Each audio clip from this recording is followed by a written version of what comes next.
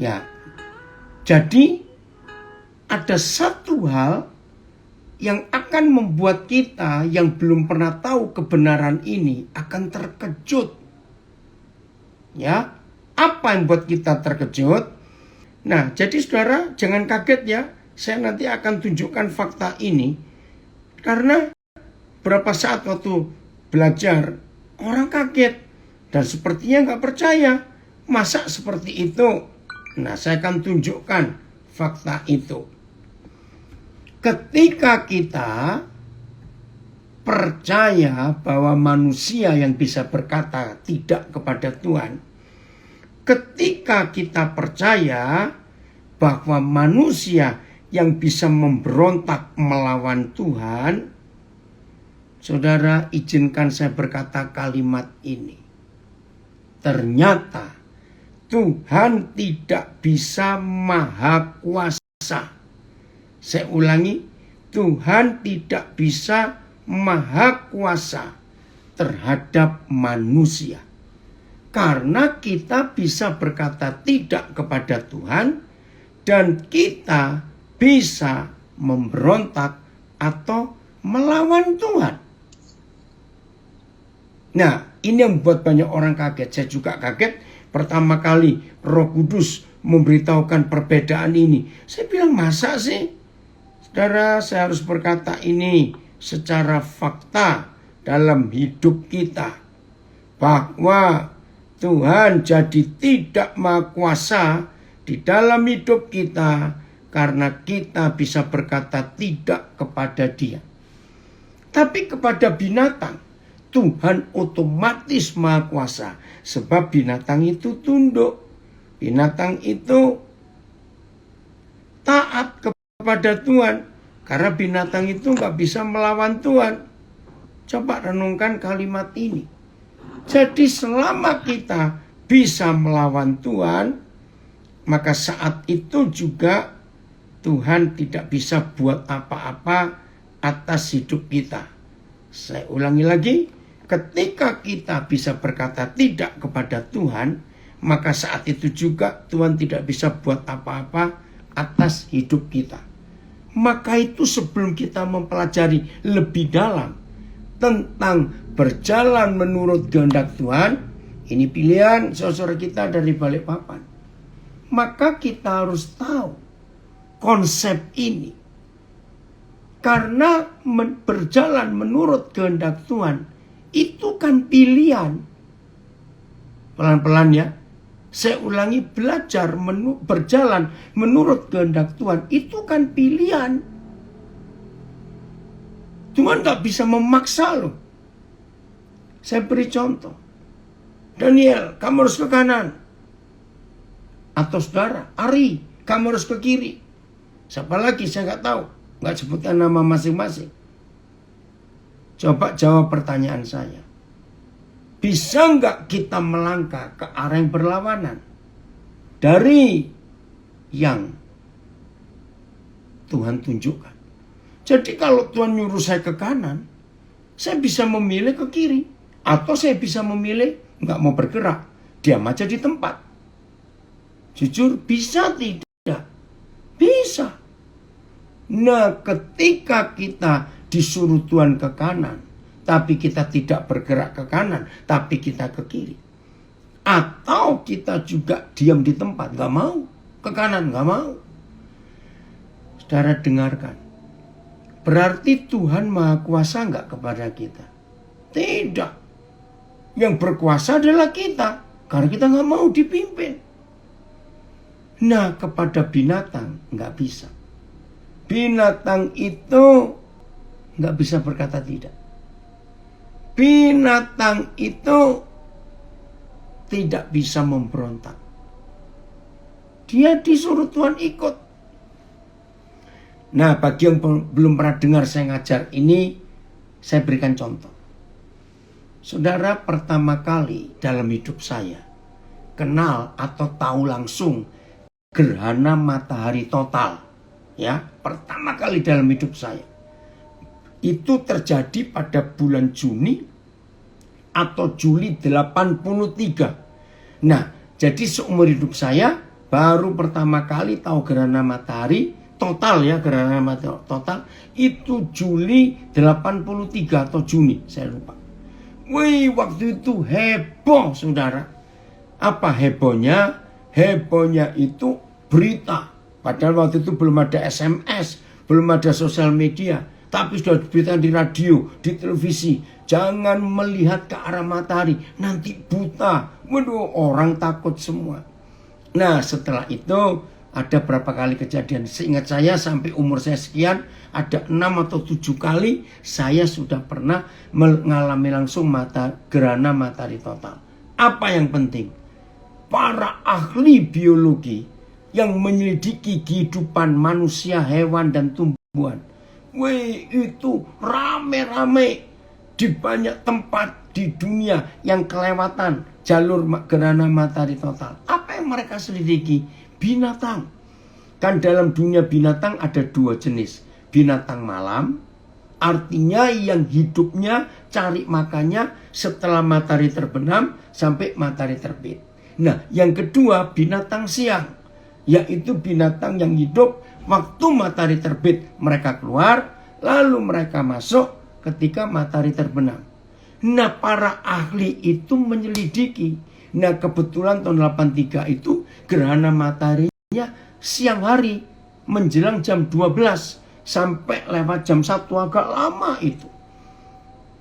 Jadi saya tidak terlalu memperhatikan. Tapi yang gerhana matahari total tahun 2017 yang lalu itu terjadi jam 8 kurang pagi. Jadi 7.50 atau 7.45 saya lupa. Masih pagi. Itu gerhana matahari total. Nah, di situ saya menemukan binatang itu tunduknya kepada Tuhan. Mereka berjalan menurut kehendak Tuhan. Itu yang saya terharu. Dengarkan. Jadi ketika jam 7 atau setengah 8 lebih, matahari mulai tertutup oleh bulan. Ya, matahari mulai tertutup. Maka kan mulai gelap. Nah, binatang siang kan baru keluar kurang lebih 3 jam. Ya toh, mereka baru keluar 3 jam. Yang saya terharu lihat mereka di syuting di TV. Binatang-binatang siang ini begitu mulai tahu, mataharinya kok gelap lagi. Padahal baru kurang lebih 3 jam mereka cari makan. Logikanya mereka belum kenyang. Loh, kok nggak seperti biasanya? Ada apa ini? Kok tiba-tiba gelap lagi? Padahal walaupun mereka nggak punya jam. Kan kita ini baru makan. Saudara yang mengharukan. Mereka tunduk. Mereka kembali ke liangnya. Atau istilahnya ke rumahnya. Nah, yang binatang malam juga begitu. Disyuting oleh para ahli itu. Di sarang mereka. Di lubang-lubang di rumah mereka. Di pohon-pohon. Begitu mereka lihat matahari mulai gelap lagi, mereka mulai hidup lagi. Loh, padahal kan mereka harusnya tahu, nah ini tidurku kan belum nyenyak, baru 3 jam tidur, kenapa sekarang gelap lagi?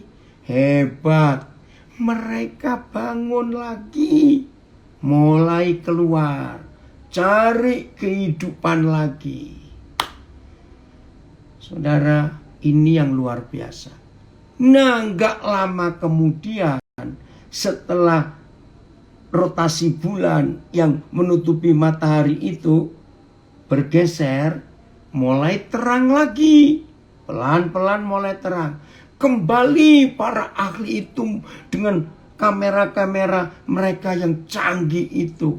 Saya melihat binatang malam yang baru keluar lagi, baru berapa saat. Karena gerhana matahari kurang lebih 1 jam lah. Maaf saya lupa.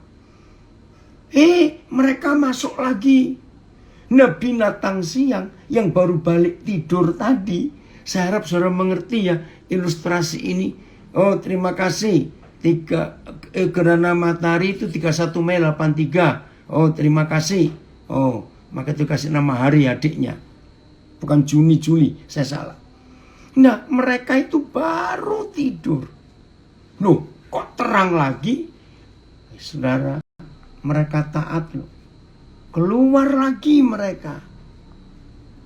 Selesai gerhana matahari itu, saya tuh merenung. Hebat sekali Tuhan. Binatang itu tunduknya dan taatnya kepada peraturan alam itu luar biasa. Ayolah kita jujur pada diri kita sendiri. Kalau kita belum waktunya jam tidur, lalu disuruh tidur, berontak bukan? Lihat anak-anak juga begitu waktu kita masih anak-anak. Papa mama bilang, ayo tidur. Enggak suka. Karena teman-teman main masih rame. Ngerti enggak contoh ini? Nah saudara, sebelum kita belajar lebih jauh tentang belajar hidup menurut kehendak Tuhan, saya ingin poin ini kita pegang baik-baik. Poin apa? Saya beri pertanyaan. Berarti menuruti kehendak Tuhan itu sulit atau mudah? Buat kita loh, buat manusia. Ayo, sulit atau mudah? Jawabannya sulit. Tapi yang luar biasa, maaf saya tanya. Buat binatang, oh Tuhan ampuni kami. Jangan tersinggung kalau saya memberikan perbedaan antara kita dan binatang. Buat binatang, hidup menuruti kehendak Tuhan itu mudah atau susah?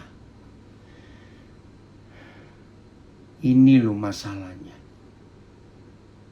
Sulit. Buat manusia sulit. Hewan-hewan ngerti akan peraturan alam semesta, betul. Kisum dari Lampung sudah bilang itu. Ini saudara yang menyebabkan kita jadi celaka dalam hidup. Ternyata buat kita sulit mengikuti hidup menurut kehendak Tuhan. Buat binatang itu gampang. Karena mereka hidup tidak punya pilihan.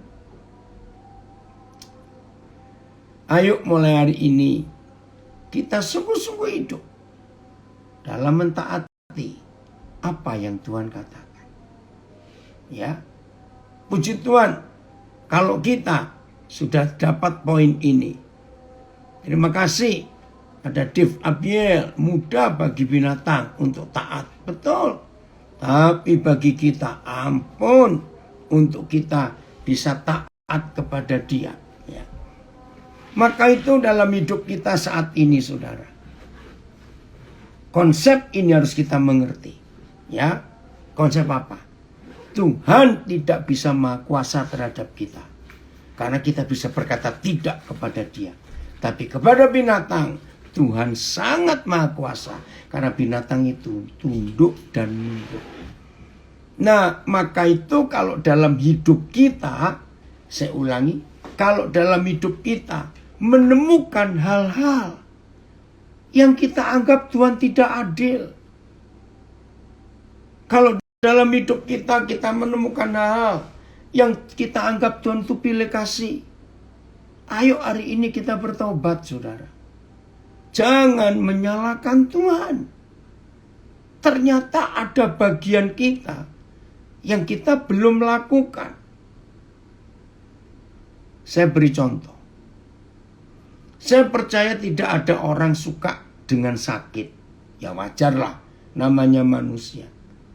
Tapi pernahkah kita sadar ada cukup banyak penyebab penyakit yang terjadi di hidup kita karena kita tidak melakukan kehendak Tuhan. Kita tidak berjalan menurut kehendak Tuhan. Maafkan saya. Ya. Contohnya, tanya semua dokter. Penyebab utama orang itu sakit 80% kira-kira karena mulutnya rakus. Ya, itu fakta. Nah, kenapa bisa mulut rakus? Ya karena sudah tahu kehendak Tuhan. Kan Tuhan sudah menulis di kitab Musa. Yang ini boleh dimakan. Yang itu nggak boleh dimakan. Sudah jelas. Nah, karena kita hidup tidak menuruti kehendak Tuhan, pasti ada konsekuensi, ada risiko, ada hal yang tidak baik terjadi di hidup kita. Suami istri walaupun rajin melayani, maaf, tapi kalau hidupnya tidak menurut kehendak Tuhan, jangan kaget kalau hidup rumah tangga hamba Tuhan ini mengalami berantakan karena tidak mau taat. Ini ada komen dari Instagram saya baca. Kita sering kalau ada maunya seperti maksa Tuhan. Betul. Padahal yang kita mau belum tentu yang Tuhan mau. Iya, itu resiko, itu masalahnya. Tapi kehendak Tuhan itu yang terbaik. Amin. Steve, Papa setuju akan komenmu itu. Nah, suami istri, apa yang mereka hidupi yang tidak menurut kehendak Tuhan sampai ribut terus? Ya, baca peraturan suami istri yang dalam Alkitab. Suami itu kepala, istri itu tubuh. Karena suami itu kepala, istri itu tubuh. Maaf ya, jangan tersinggung. Saya ngomongnya itu selalu langsung begitu loh saudara. Nggak pakai basa-basi. Karena hanya suami yang kepala dan istri itu tubuh. Maka otak itu adanya di kepala. Jadi suami yang punya otak, tapi istri ya teruskan sendiri supaya nggak ada yang marah. Istri nggak punya, maaf. Maka itu kalau dalam satu keluarga, Pak Purba tertawa itu. Maka itu kok dalam satu keluarga, satu rumah tangga ada dua otak. Itu namanya keluarga otak-otak. Saudara bayangkan kalau dalam satu keluarga ada dua otak. Bingung. Jadi kepalanya ada dua. Nah ini salah satu peraturan kehendak Tuhan yang suami istri langgar. Dan banyak lagi lah. Saya harap saudara mengerti.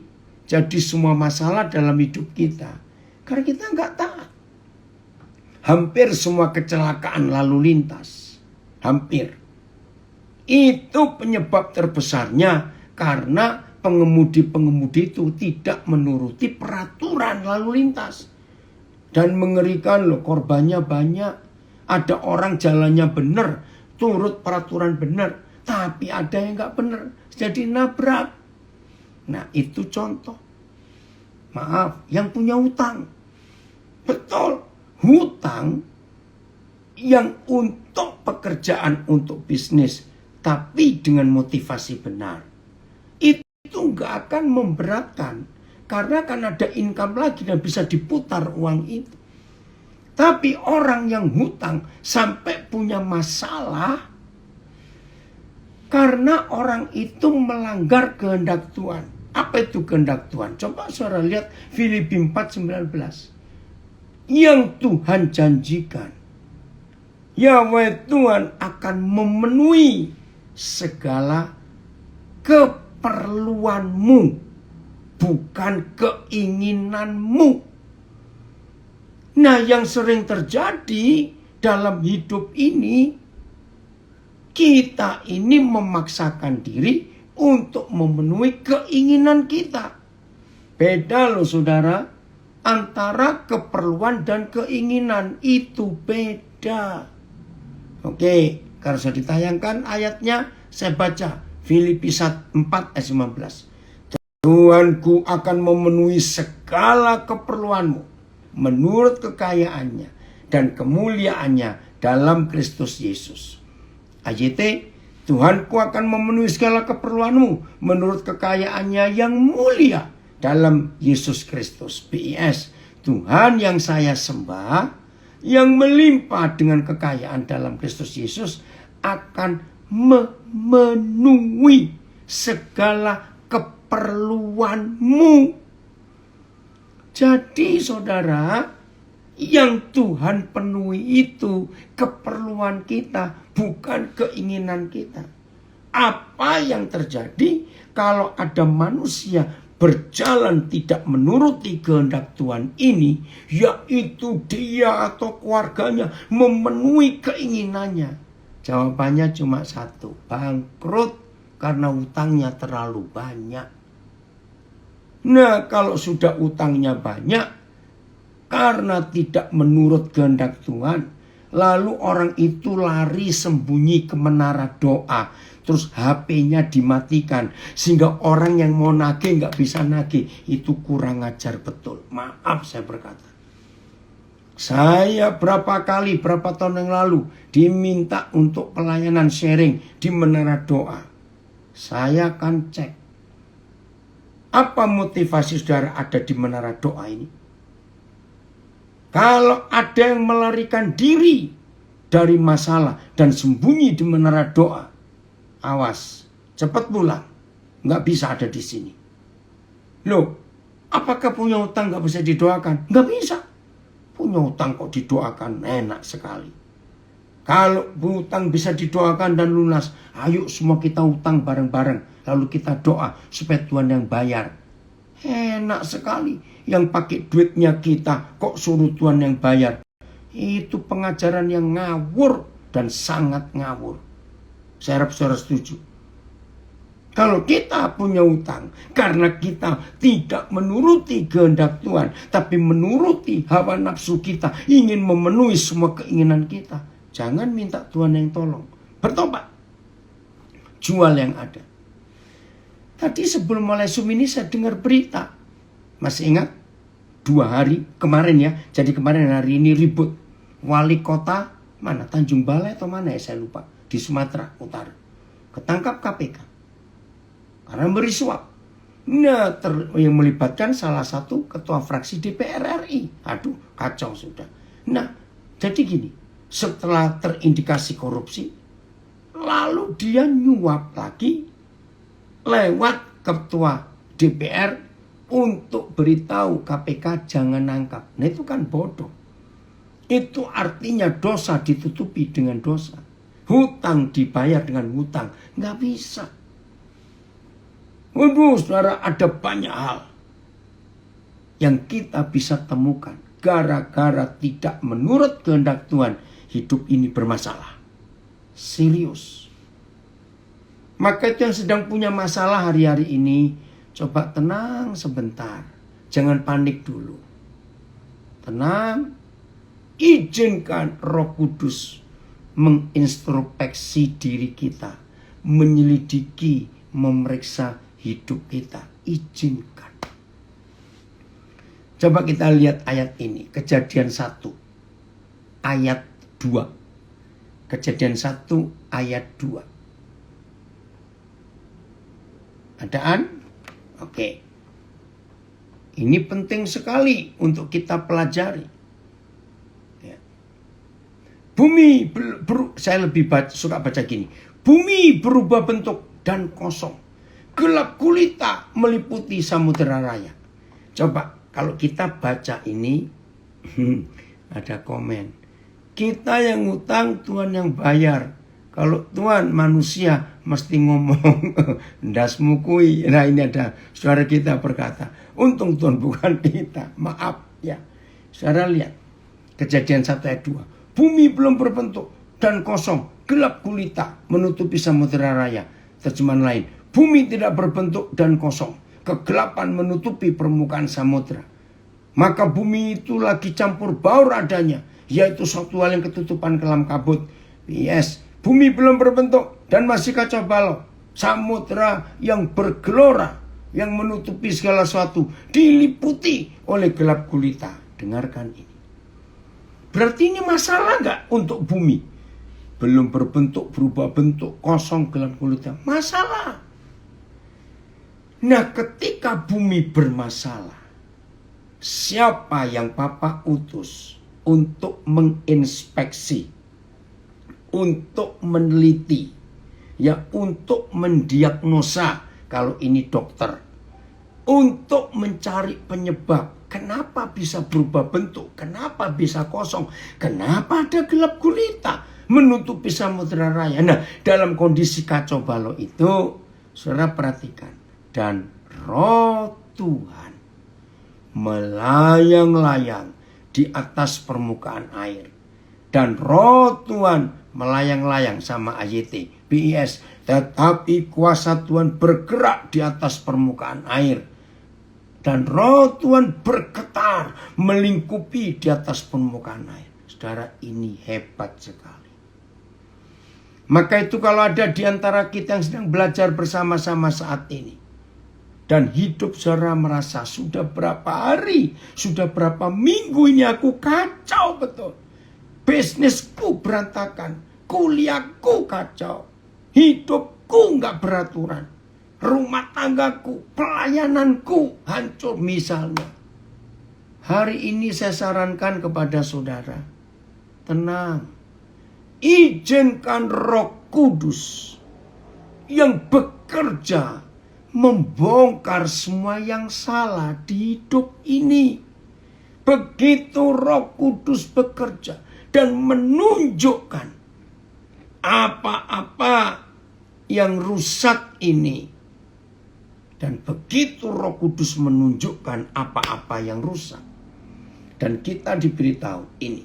Sama saudara, misalnya saudara punya masalah, rumah saudara bocor, tapi nggak tahu bocornya di mana.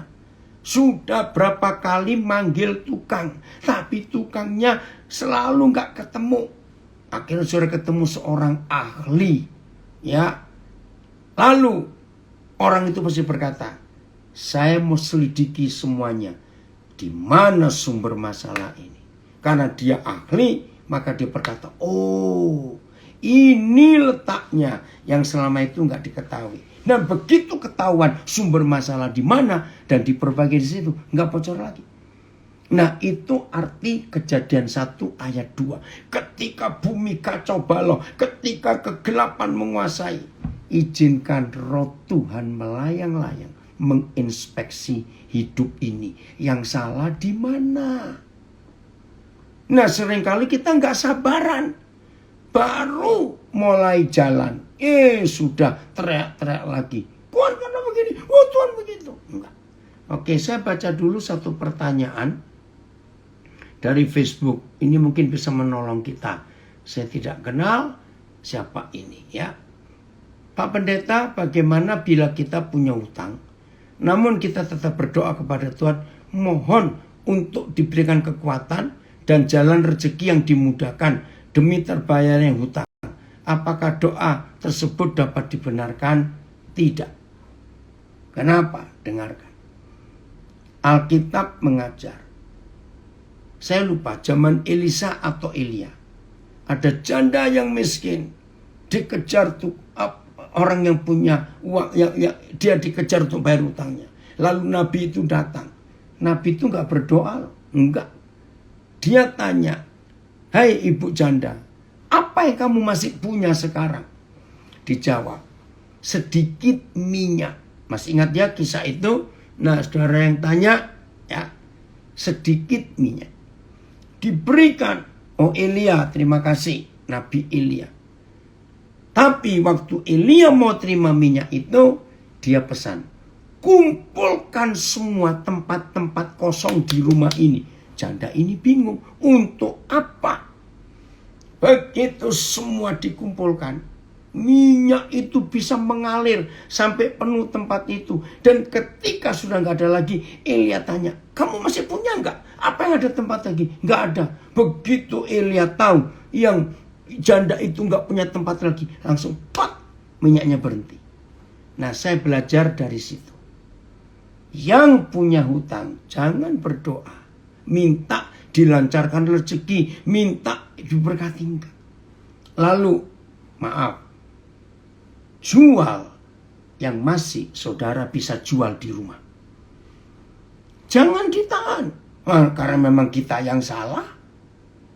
Nah, kalau saudara yang punya hutang, tapi rela memberikan, menyerahkan apa yang masih ada, walaupun sedikit, jangan takut kekurangan. Itu namanya ketulusan. Kan jahat kalau orang punya hutang. Berarti kan buat susah orang yang punya duit dong. Yang kita pakai duitnya. Padahal kita masih bisa punya ini, bisa punya itu. Ya itu yang kita serahkan. Nah, itu prinsip bayar hutang yang saya temukan di Alkitab. Jadi bukan doa, bukan dilancarkan rezeki. Cara yang kedua, kerja sedapat mungkin. Maaf, Banyak orang gak setuju kalau saya mengatakan ini. Karena ada berapa banyak orang datang kepada saya minta didoakan hutangnya, bilang enggak. Ya tapi saya nggak punya modal lagi. Saya ini begini. Oke. Saya bilang maaf ya, jangan tersinggung. Jadilah pemulung. Maaf. Saudara kaget pasti saya ngomong ini. Saudara, sudah terbukti di Indonesia ini banyak orang-orang sukses. Awalnya cuma pemulung. Dan yang terakhir ini, saudara lihat ya, sejak Januari, Februari yang lalu, Indonesia terus sedang bergerak. Ya, memberikan contoh-contoh orang-orang sukses di Indonesia karena ngumpulin botol-botol plastik yang dipres lalu dijual dan diolah jadi biji-biji plastik. Jangan merasa malu. Kalau saudara nggak bisa kerja apa-apa lagi, jadilah pemulung. Maaf. Daripada harus ngemis-ngemis minta tolong sini doa puasa. Nggak bisa. Itu kehendak Tuhan. Kerja. Yang ketiga. Ya, kalau sudah kerja pun tetap tidak mencukupi. Serahkan diri ke orang itu. Kalau mau diproses kepolisian silakan. Memang kami salah. Nah, dari banyak kesaksian yang saya pernah tahu. Kalau ada orang-orang terjerat hutang begitu berat dan melakukan 3 hal ini, dahsyat mujizat itu terjadi. Sebab Tuhan tidak pernah bekerja dengan pemalas. Maaf. Berdoa minta mujizat untuk Tuhan bayar hutang itu pemalas. Maaf saya berkata. Tuhan gak bisa dengar. Maka itu 3 langkah ini akan membebaskan. Jadi yang punya hutang gak bisa bayar, lakukan 3 hal ini. Cari di rumah kita apa yang masih bisa diuangkan untuk bayar hutang. Kedua, kerja. Kalau gak ada lowongan kerja, jadilah pemulung. Ambil barang-barang plastik. Itu gak apa-apa, jangan gengsi. Memang sudah salah. Yang ketiga, tetap gak dapat juga. Ayo, serahkan diri ke polisi. Ya sudah, mau apa? Oh, ini ada yang komen. Bantu-bantu orang lain juga bisa. Atau jadi pembantu. Iya bisa. Yang penting bisa bayar hutang. Puji Tuhan, dari Toronto gabung. Nah, inilah konsep hidup yang ada. Waduh, terima kasih nih kepada salah satu anak saya. Jangan sampai jual ginjal untuk beli iPhone 12. Lucu juga. Oke, saya lanjutkan. Jadi terbukti, saudara. Cukup banyak masalah yang terjadi di hidup kita. Ternyata karena kita hidup tidak menurut kehendak Tuhan. Cuma ada satu di antara 2. Kalau kita tidak sedang menurut kehendak Tuhan, berarti kita sedang menurut kehendak diri kita sendiri. Izinkan saya berkata, semua yang muncul atas keinginan diri sendiri, semua yang muncul itu ternyata pasti urusannya dengan hawa nafsu, dengan dosa dan keinginan daging. Saya harap saudara menyadari konsep ini. Jelas ya saudara, maka itu penting kita betul-betul. Nah, ada yang komen lagi nih di Facebook, nguli tahu jadi kuli, ya angkat-angkat barang di pasar, di pelabuhan, juga pekerjaan. Banyak loh yang awalnya kuli jadi pemborong sekarang. Betul. Banyak kok kesaksian pemulung-pemulung jadi orang kaya. Asal nggak gengsi saja. Jelas ya saudara? Maka itu kalau kita mau hidup seperti yang Tuhan kehendaki. Hidup ini luar biasa. Hidup ini indah. Hidup ini menyenangkan. Terima kasih Papa untuk konsep yang luar biasa ini. Nah, kita lanjut sekarang ini. Pasti ada yang tanya. Ya tapi bagaimana caranya kita bisa mengerti kehendak Tuhan? Oke, yang tanya ini dengar jawabannya. Nah terus bagaimana caranya kita bisa mengerti kehendak Tuhan? Ada 2. Tolong dicatat. Ada 2. untuk kita bisa mengerti kehendak Tuhan. Satu, ya, dengar ya, satu. Jangan memiliki kehendak untuk diri sendiri. Senin yang lalu ada video saya viral, padahal cuma 2 menit lebih, hampir 3 menit. Saya masih di Jogja Senin kemarin, Rabu, Senin Rabu. Nah, selesai saya Zoom, terus salah seorang anak saya yang rumahnya kami pakai untuk Zoom itu bilang, "Pap, ayo Bapak buat video pendek tentang apa yang saya baru bahas. Nolkan diri sendiri, titik nol. Maka Tuhan akan berbicara kepada kita." Jadi begini masalahnya.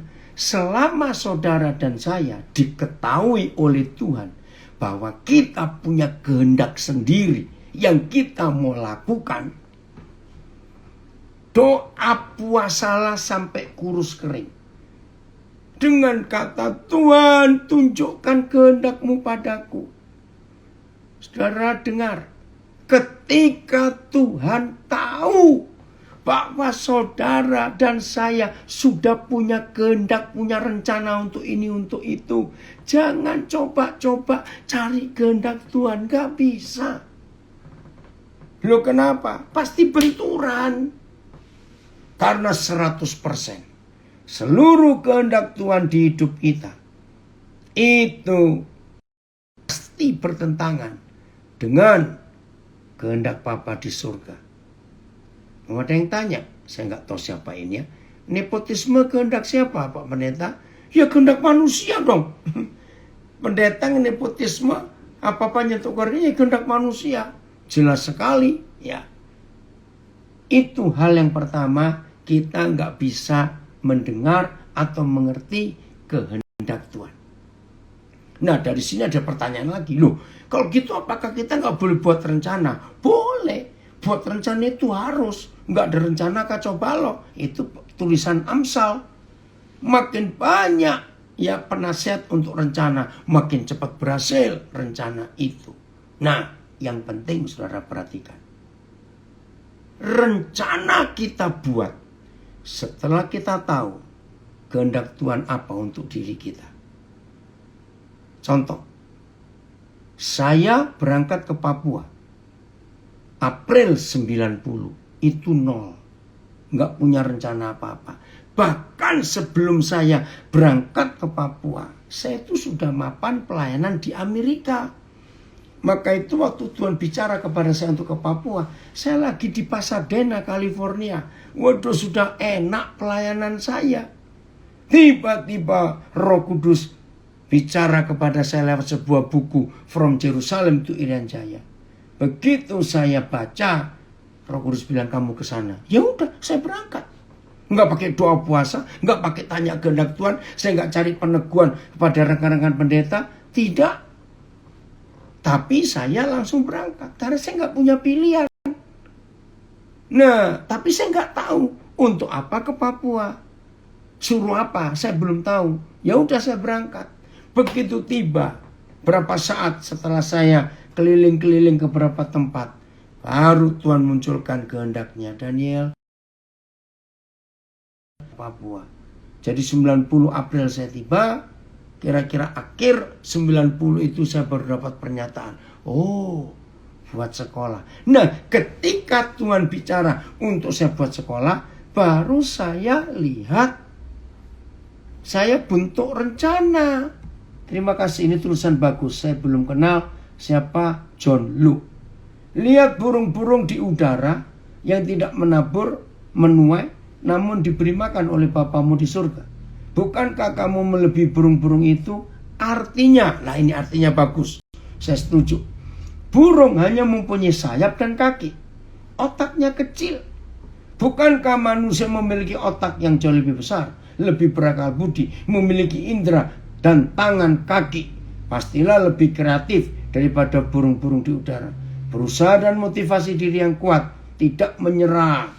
Tuhan beserta kita. Setuju? Saudara perhatikan. Jadi buat rencana setelah Tuhan menunjukkan kehendaknya kepada kita. Jangan buat rencana dulu lalu disodorkan ke surga. Tuhan setuju dong Tuhan, tanda tangan dong Tuhan. Enak sekali. Jelas ya, ini hal yang pertama. Mengapa kita sulit mengerti kehendak Tuhan? Karena Tuhan tahu di hidup kita masih ada kehendak buat diri sendiri. Hari ini tidak boleh. Hal kedua, jangan bilang, lah kok cuma gitu saja? Iya. Lakukan kehendak Tuhan yang tertulis di kitab suci ini. Saya ulangi. Lakukan kehendak Tuhan yang tertulis di kitab suci ini. Begitu Tuhan tahu kita sudah menuruti kehendak yang tertulis, nanti Papa banyak bicara lagi kepada kita. Ya, saya sharing. Ingat ya, di Jogja seorang lihat ya Selasa malam yang lalu. Nah, selama saya ngajar, ada satu anak yang Tuhan bilang nanti kamu temui anak itu. Tuhan pesan sesuatu tentang masa kecilnya dengan papanya. Nah, selesai saya ngajar, banyak orang yang ingin ketemu dan saya pun harus bicara-bicara. Tapi saya masih perhatikan anak itu ada di mana. Ternyata dia juga sibuk. Tapi saya berdoa, Papa, izinkan saya bertemu dengan dia. Saya siap. Karena pesan Tuhan. Nah, saya nggak punya kehendak apa-apa. Itu kehendak Tuhan. Akhirnya setelah ini itu, ya maaf aja. Saya ingin ke toilet untuk buang air kecil. Selesai, saya kan harus balik ke tempat acara. Tapi Roh Kudus bilang, tunggu. Saya kenal suara itu, ya saya tunggu. Nah, saya tunggu. Pas saya mau cuci tangan, padahal saya nggak butuh cuci tangan. Anak ini datang ke toilet itu. Saya kaget. Ini yang saya tunggu. Begitu ketemu, saking emosinya saya cuma tanya kalimat pertama. Siapa namamu? Dia sebut namanya. Nah, saya cuma tanya kalimat ini. Ada apa dengan ayahmu? Wajahnya itu penuh kemarahan, tapi dia nangis. Wah, sudah betul kalau begitu. Nah, kebetulan di balik toilet itu ada halaman kosong. Saya ajak dia ke belakang. Saya cuma peluk dia, saya bilang maafkan. Saya mewakili ayahmu yang tidak bertanggung jawab itu. Saya mewakili ayahmu yang sering bohong kepada kamu. Wih, anak ini menangis, saudara. Enggak sebentar. Cukup lama. Sampai pundak saya kiri kanan basah dengan air matanya, maaf, dan ingusnya. Nangis tidak berhenti-berhenti. Saudara, karena dia begitu kecewa dengan ayahnya. Yang meninggalkan dia. Sampai SPP sekolahnya gak bisa terbayar. Wih, hari itu Tuhan jamah. Nah, yang saya panggil tadi Ibu Asti itu tantenya. Yang saya sudah kenal lebih dulu. Nah, ternyata tantenya itu sudah punya rencana. Nanti kalau Pak Daniel datang ke Jogja, saya harus ketemukan kemenakan saya ini. Nah, dia nggak sempat juga karena sibuk. Tapi Roh Kudus bekerja luar biasa, saudara. Nah, Rebu pagi kami berangkat ke Tawangmangu, saya ajak dia. Kemarin dari Tawangmangu ke Salatiga ke Bandung saya ajak. Hari ini rambutnya panjang sekali. Terus saya ajak cukur, ayo kamu gunting rambut. Nah, itu tadi saya kontak dengan keluarganya. Aduh, luar biasa. Nah, ini contohnya saya nggak punya kehendak buat diri saya sendiri. Maka itu Tuhan gampang bicara kepada saya untuk menunjukkan kehendaknya itu apa. Enak sekali. Maka itu saya ulangi lagi. Untuk bisa mengerti kehendak Tuhan, satu, jangan punya kehendak buat diri sendiri. Tunggu Papa nyatakan kehendaknya, baru kita buat rencana atau planning.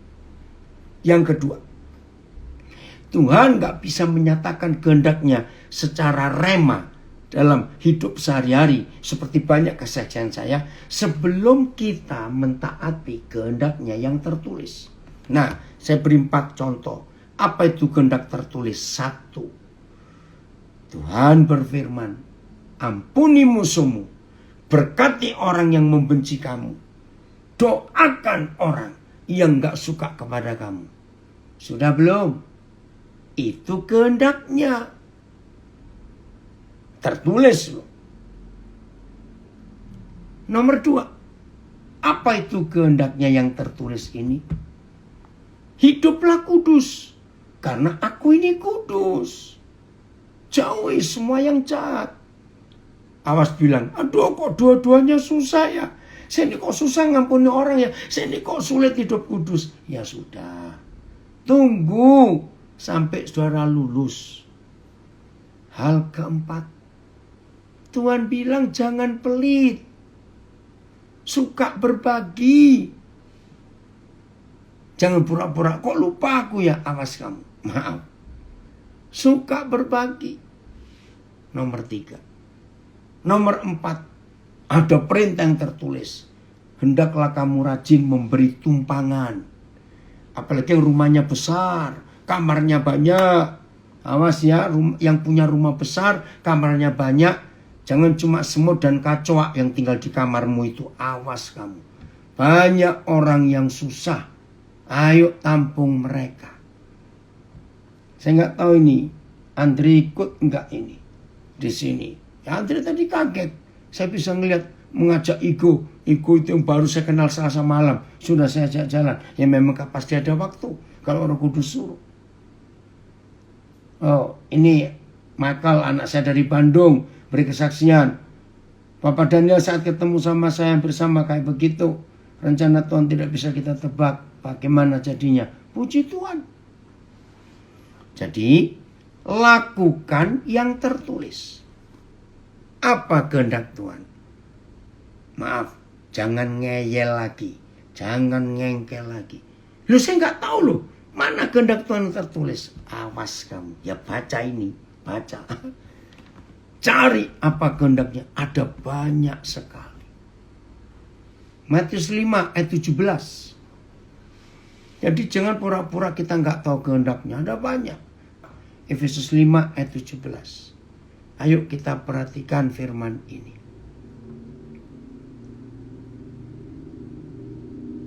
Efesus. Oke. Ya. Sebab itu janganlah kamu bodoh. Oh, nggak enak sekali. Bodoh di mata Tuhan bukan orang yang nggak sekolah, bukan orang yang nggak bisa baca, bukan orang yang begini, tidak. Bodoh di hadapan Tuhan.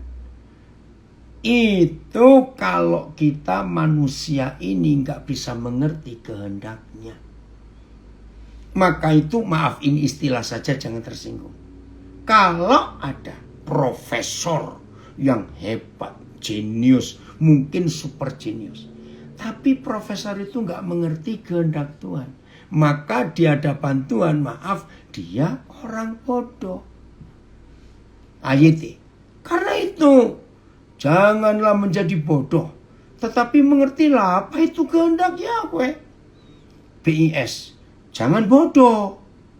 Tetapi, nah ini ada kata bagus, selidikilah apa yang dikehendaki Yahweh. Perintah loh, selidikilah.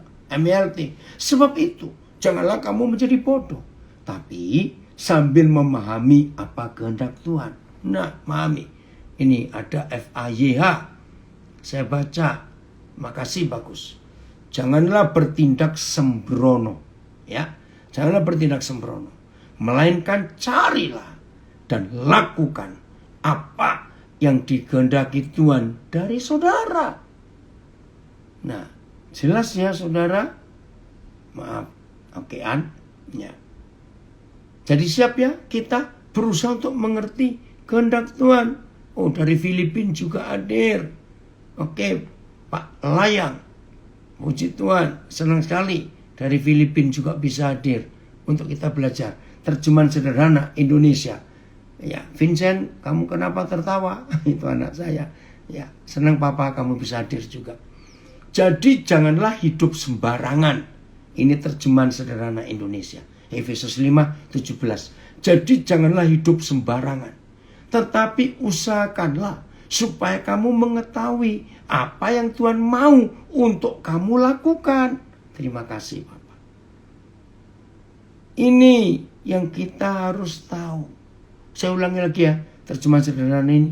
Jadi janganlah hidup sembarangan. Tetapi usahakanlah supaya kamu mengetahui apa yang Tuhan mau untuk kamu lakukan. Saya beri kesaksian sedikit lagi. Perjalanan saya kali ini betul-betul unik. Ya. Tolong yang ngikuti selama berapa hari ini ya di sosial media saya, pasti orang itu bingung. Nah, karena kan masih pandemik.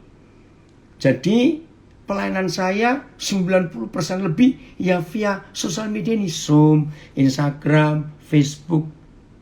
Jadi saya punya banyak waktu untuk keliling. Nah, akhirnya anak saya, suami istri dari Makassar, ya itu ke Surabaya karena ada urusan bisnis mereka. Nah, waktu itu saya sudah di Bali, ada pelayanan juga. Nah, saya belum punya planning dari Bali mau kemana. Saya pikir mau balik ke Jakarta atau saya pulang Nabire. Ternyata anak saya bilang, ayo ke Surabaya. Ya udah, saya ikut ke Surabaya. Tapi itu pun belum tahu berapa lama. Nah, begitu tiba di Surabaya, ternyata anak saya ini punya rencana, ada urusan lagi kerjaan di Bandung. Ya udah, naik mobil. Ya udah, lumayan bukan? Lumayan apa? Nggak disokrok-sokrok hidung ini, saudara, untuk tes itu. Jadi naik mobil. Nah, dalam perjalanan ke Bandung, mikir, ayo kita mampir Jogja. Ayo. Saudara bisa bayangkan. Jadi kami ke Jogja tanpa planning jauh-jauh. Sampai Jogja. Wih, ternyata Tuhan bekerja. Dari Jogja mau kemana? Ya ke Bandung tujuannya. Belum berangkat ke Bandung. Ada seorang hamba Tuhan namanya Daniel Gutom dari Jogja. Itu Rabu siang. Rabu siang itu kami sudah berjalan mau ke Bandung. Tiba-tiba hamba Tuhan bilang, enggak, tolong ke Tawangmangu, ke soal Alkitab. Ya udah, jadi saya dengan David, nah saya ini gimana? Ya udah berangkat, beloklah ke Tawangmangu. Enggak ada rencana. Ternyata di Tawangmangu Tuhan punya acara yang luar biasa. Sering ikuti toh yang saya ngajar, maka tuh ikuti Zoom, Instagram, Facebook akan tahu. Udah, dari Tawangmangu ya tetap balik ke Bandung lagi. Memang tujuannya Bandung. Lewat tol, Salatiga, mampirlah kami ke Salatiga. Ngerti nggak saudara? Nah, setelah Salatiga tadi malam, ya kami tiba di Bandung. Nah, anak-anak saya di Bandung tanya, mau berapa hari di Bandung? Saya bilang nggak tahu. Terserah dengan David saja, karena saya nggak ada apa itu yang dituju khusus. Pokoknya saya di mana-mana bisa berbagi asal ada internet, saya bisa sharing untuk belajar seperti ini. Ada yang cerita Hizkia endap, saya nggak tahu. Bersyukur di pandemik ini diajarin banyak kebenaran melalui Instagram Bapak. Puji Tuhan. Jadi ingat kisah Yunus yang lari dari panggilan kehendak Tuhan. Iya, jangan seperti itu. Ada yang nulis lagu itu, waktu Tuhan pasti yang terbaik, walau kadang tak dapat dimengerti. Amin. Ada yang ajak mampir ke Kelapa Gading, kejauhan. Papa masih di Bandung, tunggu dulu. Oke ya, dan inilah hidup. Maka kalau kita bisa menikmati hidup seperti yang Tuhan inginkan, hidup itu bahagia. Di Zoom ada yang bilang, mau dengar-dengaran dan mengikuti apa yang Tuhan mau rencanakan bagi pribadi kita. Harus membangun hubungan intim dengan pribadi Bapa di surga. Enggak cuma intim, tapi taat. Percuma kita intim dekat Tuhan, tapi kita enggak taat. Jadi untuk apa saja dalam hidup ini, ayo belajar kehendak Tuhan. Nah, jadi berapa hari ini perjalanan, anak-anak saya saling guyon. Kapan ke Palembang? Sudah ada jadwal Maria? Saya nggak tahu Maria Magdalena di Palembang ini siapa. Nanti akan dapat tahu beritanya kapan ke Palembang itu. Nah, berapa hari ini anak saya berkata, woi pokoknya tergantung tiang awan suruh belok kemana. Ikut saja. Seru betul. Ya udah, ngikut saja. Apa yang Tuhan mau kerjakan. Yang penting tiap hari bisa jadi berkat. Itu menyenangkan sekali. Kalau tiap hari kita bisa jadi berkat, hidup ini berguna buat orang lain. Nah ini loh enaknya. Jadi saya itu hampir gak pernah mikir bagaimana urusan saya. Keperluan saya gak pernah mikir. Saya bersyukur untuk istri saya. Dia yang mengizinkan saya meninggalkan Nabire. Karena pelayanan saya banyak via Zoom dan tergantung internet sinyal. Di Nabire itu sinyal masih susah. Terima kasih untuk istri yang luar biasa. Yang mengizinkan itu. Jadi jelas ya saudara. Ayo mulai hari ini dalam kehidupan kita sungguh-sungguh. Aduh, kapan ke Kalbar? Tunggu dulu. Ini ada yang tanya lagi. Kalbar. Itu ada dari Tarakan juga. Yasmina, tunggu dulu ya. Banjarmasin, woi, Edi. Oke, ayat terakhir. Jadi mulai hari ini ikuti kehendak tentu pasti enak dan kita pasti nggak akan celaka. Karena tuntunan Tuhan itu tetap yang terbaik untuk kita. Ayat yang terakhir, biar ini jadi kekuatan buat kita semuanya. Yesaya, pasal yang ke-61. Yesaya pasal yang ke-61. Ayat yang pertama. Inilah kuasa Tuhan yang bekerja di hidup kita. Kalau kita hidup dalam berjalan menurut kehendak Tuhan. Roh Yahweh Tuhan ada padaku. Nah, siapa yang ada pada hidup kita? Kalau roh Yahweh Tuhan, Roh Kudus itu ada di hidup kita. Oleh karena Yahweh telah mengurapi aku. Ini loh tujuan kehendak Tuhan yang utama. Saya ulangi. Roh Yahweh Tuhan ada padaku. Oleh karena Yahweh telah mengurapi aku. Ia telah mengutus aku untuk menyampaikan kabar baik. Untuk menyampaikan kabar baik kepada orang-orang sengsara, merawat orang-orang yang remuk hati, untuk memberitakan pembebasan kepada orang-orang tawanan dan kepada orang-orang yang terkurung supaya mereka lepas dari penjara. Ini panggilan Tuhan atas kita. Saya akan bacakan dari Amplified. The Spirit of the Lord God is upon me. Roh dari Tuhan ada padaku, because the Lord has anointed. Karena Tuhan telah mengurapi dan commission dan menyuruh aku to bring good news to the humble and afflicted. Untuk membawa kabar baik kepada yang tertekan dan yang menderita. He has sent me. Dia telah mengutus aku to bind up. Untuk membebat luka-luka yang hatinya patah. To proclaim release. Ya, untuk menyatakan pembebasan dari orang-orang yang tertawan, baik secara fisik maupun secara spiritual. Ya, orang terpenjara dan pembebasan. Oh, terima kasih Tuhan. Jadi itu tugas kita saudara, untuk kita menjadi berkat. Siapa yang ada di hidup kita, yang mengurapi kita.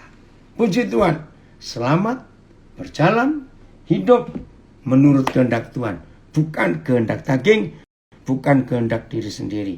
Tuhan Yesus memberkati kita semuanya. Puji Tuhan.